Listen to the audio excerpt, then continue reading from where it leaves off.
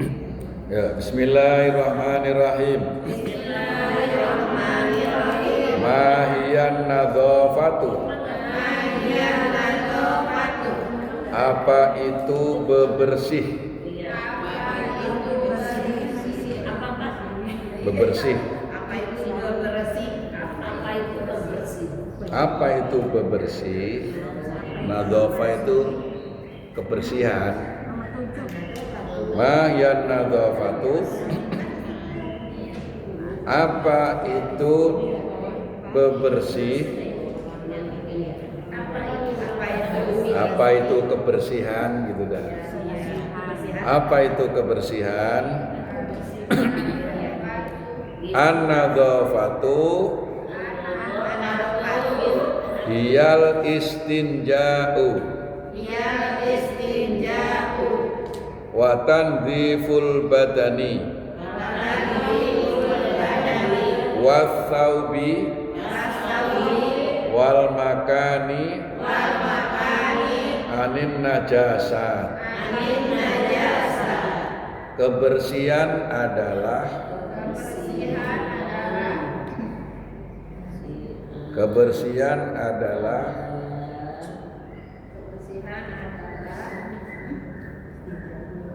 bersuci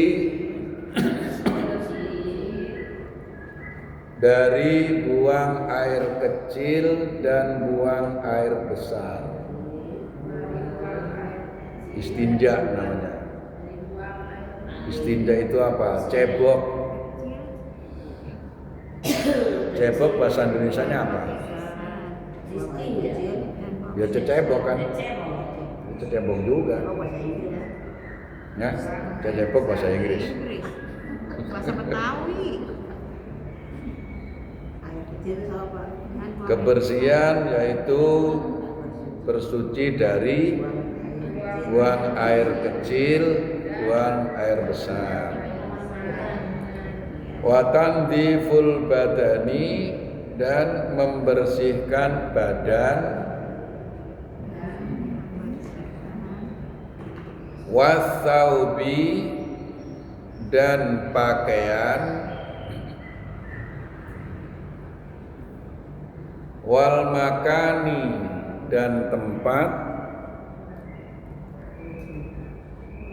Wal makani, dan tempat. Anin najasati, dari najis. Saya ulang, takut ada yang kelewatan. Mahiyan nadzafatu, apa itu kebersihan? An-nadzafatu hiya al-istinja'u. Kebersihan yaitu bersuci dari buang air kecil dan buang air besar. Wa tandziful badani was-saubi wal makani anin najasat, dan membersihkan badan, baju, tempat dari najis. Itu namanya nadzafah. Kan sering tuh an-nadzafatu minal iman, ya kan? Kebersihan itu bagian daripada iman. Kemudian yang dimaksud yang harus dibersihkan itu apa saja? Nah, yang dimaksud kebersihan itu adalah bersih ketika bersuci dari buang air kecil dan buang air besar. Harus bersih. Kemudian membersihkan badan, pakaian, tempat dari najis. Itu yang dimaksud an-nadzafatu. Dimaksud kebersihan. Karena apa? Karena itu menjadi syarat sah sholat. Ya. Syarat sah sholat itu harus bersih dari hadas, ya, harus bersih dari najis, baik badannya, pakaiannya, tempatnya, ya kan? Kita sholat, pakaian kita najis, sah apa enggak? Enggak sah. Ya, kita sholat, tempatnya sajadah kita, pakai sajadah kalau di rumah kan, sajadah kita habis dikencingin bocah, ya, sah apa enggak dipakai? Enggak, itu tempat.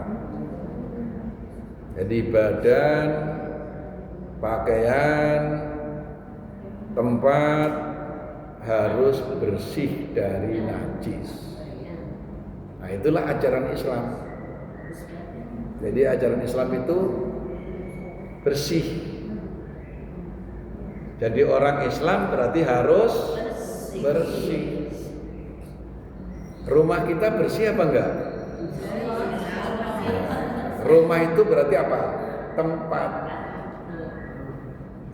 Kita namu ke rumah orang Islam, oh Allah, tempatnya itu yang namanya debu.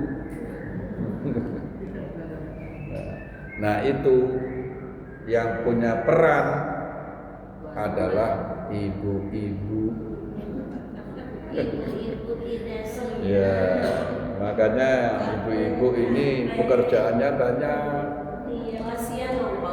Ya kan? Makanya sebagai suami harus pandai-pandai memuji istri. Karena istri itu pekerjaannya nggak habis-habis. Dari mulai bangun tidur sampai tidur lagi, pekerjaan nyambung aja. Enggak. Dan perannya ibu-ibu ini besar dalam rumah tangga ini, termasuk penentu. Kalau ibu-ibu itu nggak open, sehingga nanti suaminya sholat pakai pakaian najis, jadi nggak sah. Siapa yang tanggung jawab?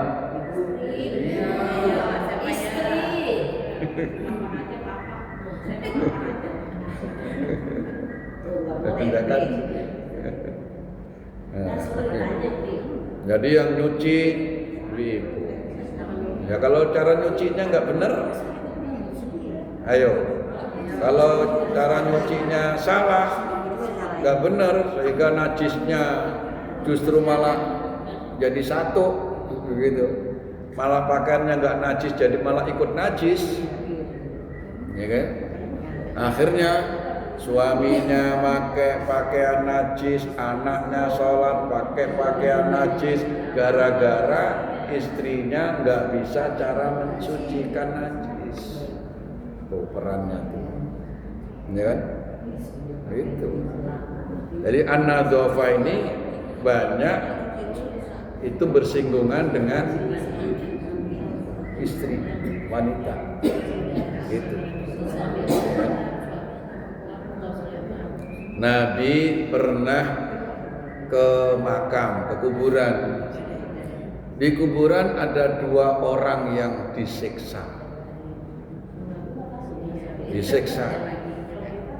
Ya kan? Nah, yang satu disiksanya karena tidak bersih ketika istinja.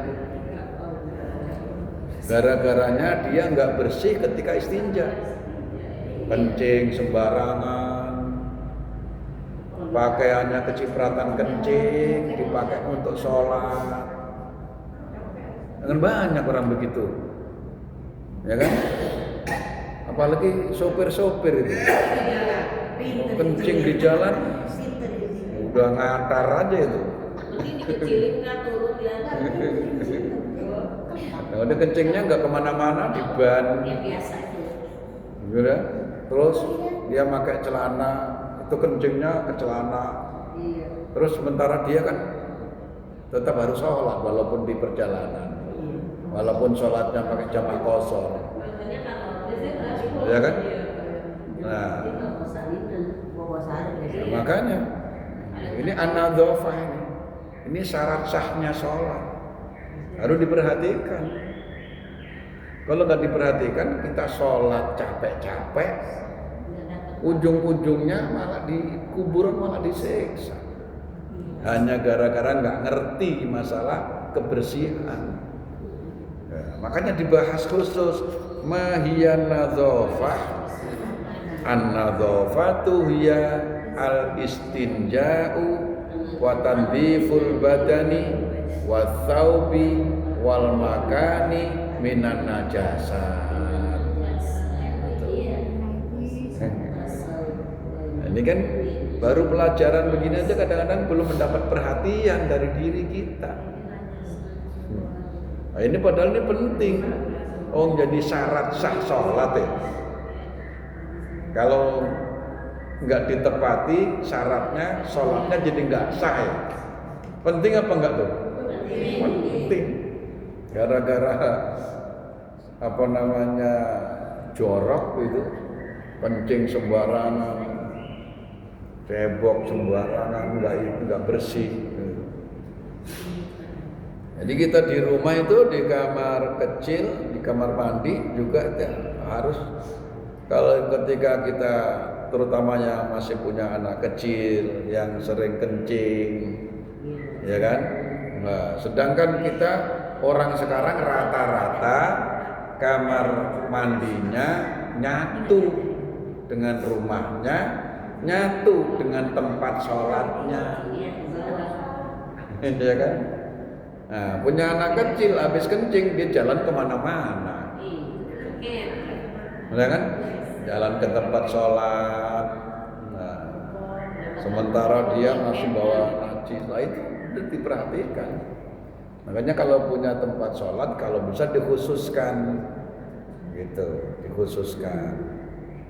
Nah, cuman kan masalahnya boro-boro dikhususkan, Ustaz, orang kamarnya kagak ada. Yang dikhususkan yang mana? Ya gitu ya, masalah lagi. Yang paling aman ya sholatnya di masjid. Nah, makanya termasuk Pak Mujani itu punya peran penting itu. Karena ini kebersihan masjid, an-nadzafah nih, ya, dia punya peran. Untungnya Pak Mujani itu jiwanya sudah menyatu dengan kebersihan masjid. Udah nggak hitung-hitungan, ya kan? Nah, masih ngepel. Nah, kita tinggal duduk aja, ya kan? Kita nyampe masjid sudah bersih, tempat sudah bersih, kamar kecil bersih, kamar kecilnya tiga-tiganya bersih. Itu kadang-kadang jamaah itu nggak mikirin, gitu kan? Padahal udah tinggal enaknya, sehingga nyaman, bersih. Nah, ini kalau yang bersihin itu dia orangnya malas, ya nggak bakalan bersih. Kita nyampe dalam keadaan kotor. Jadi merebut masjid itu perannya besar. Pahalanya besar, bisa lebih besar pahalanya merebut daripada ustadz. Amin. Bener-bener. Lah ustadznya aja bangunnya nungguin dibangunin Pak Mujani. Kalau Pak Mujaninya nggak koar-koar, nggak bangunin, pada kesiangan. Berarti perannya bangunin orang supaya bisa tahajud. Tuh, masya Allah. Begitu nyampe masjidnya sudah bersih, tinggal sholat, kan? Itu aja masih banyak yang nggak mau ke masjid. Padahal masjidnya lebih bersih daripada rumahnya. Nah, ada AC-nya, adem. Ya kan? Kadang-kadang rumahnya kotor, AC-nya juga tidak ada. Tapi kok ke masjid pasti malas-malas juga. Bingung. Ya. Makanya Nabi ketika membuat masjid Nabawi meninggal di zaman Rasulullah tuh. Tadi yang tukang bersihin Masjid Nabawi itu meninggal. Kemudian Nabi nggak dikasih tahu. Sahabat nganggapnya ya mungkin dia agaknya merebut ini gitu. Kan orang kadang-kadang pikirannya begitu. Gitu. Pikiran jeleknya itu. Gitu. Akhirnya dimakamin, Nabi nggak dikasih tahu. Begitu Nabi ke masjid, dia bertanya, gitu. Ini yang tukang bersihin masjid kemana? Ya Allah, ya Rasul, sudah meninggal. Gitu. Loh, kenapa kamu tidak ngasih tahu saya? Nah, sahabat tuh kelabakan kan. Langsung Nabi minta, di mana kau menguburkan?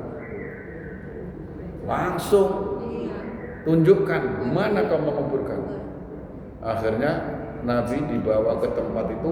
Nabi berdoa khusus di atas makam itu.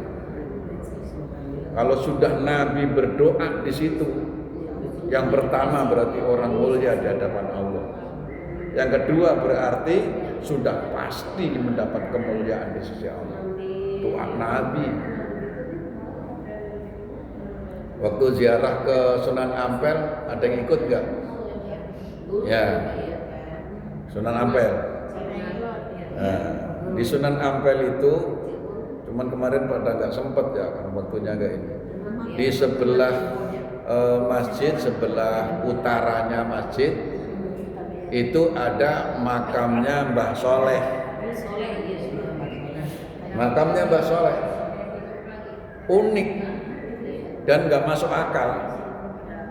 Makam Mbah Soleh itu ada 9. Satu orang makamnya ada 9. Kenapa? Mbah Soleh itu yang bersihin masjid Ampel Surabaya. Dia itu ikhlas, bersihinnya benar-benar bersih. Ketika dia meninggal, penggantinya itu nggak seperti Mbah Soleh. Sehingga Raden Rahmat Sunan Ampel dia ngomong, kalau Mbah Soleh masih hidup, masjid nggak kotor begini. Karena dia wali ya, karomahnya wali, langsung hidup lagi, langsung nyapu lagi, langsung nyapu lagi. Beberapa bulan sakit, meninggal lagi. Kubur lagi, karena belum ada penggantinya yang benar-benar bisa membersihkan masjid. Itu sampai terulang 9 kali, sehingga sampai dimakamkan sampai 9 kali. Jadi berderet begitu. Gitu. Itu karomahnya wali. Yang pertama menunjukkan bahwa umat Nabi Muhammad itu kualitasnya sama dengan nabi-nabi Bani Israel. Nabi Bani Israel diantaranya Nabi Isa. Nabi Isa itu mukjizatnya menghidupkan orang mati. Itu nabi di zaman Nabi Israel.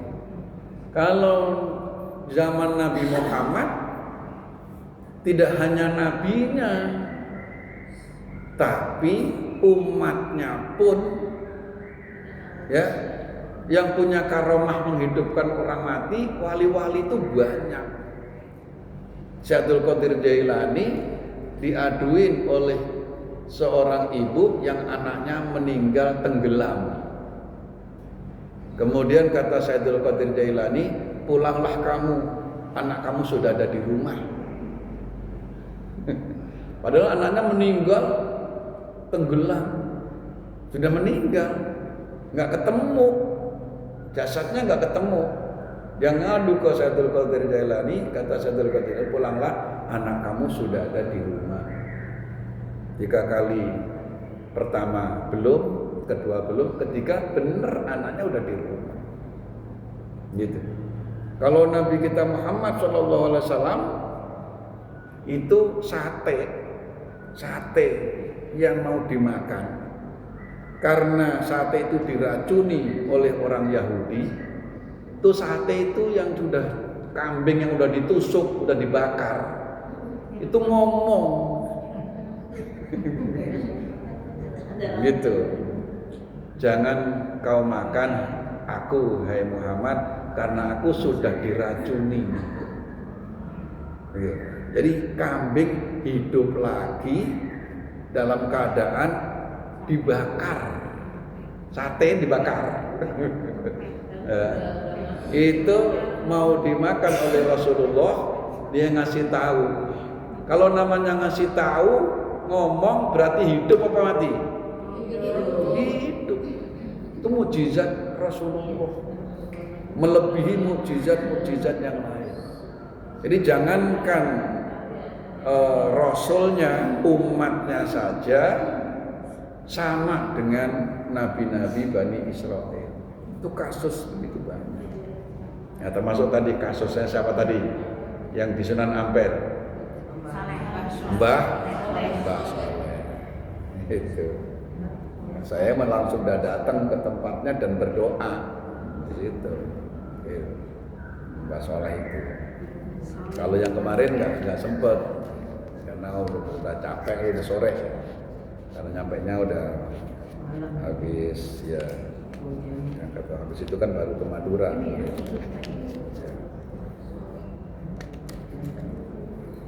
Nanti bulan Juli tanggal 26-27 ke Suryalaya, ke Panjalu sama ke Pemijahan, tapi sudah penuh. Karena kita ngambil cuma 1 mobil, sudah penuh. Dan nyampe di situ, jadi perhatikan an-nadhafah, ya, perhatikan kebersih, bersuci, karena itu menjadi syarat sah sholat. Dah, satu aja. Nanti berikutnya apa itu istinja? Ya, ditandain. Al-Fatihah. A'udzubillahi minasyaitonirrajim. Bismillahirrahmanirrahim. Alhamdulillahirabbil alamin arrahmanirrahim maliki yaumiddin. Iyyaka na'budu wa iyyaka nasta'in.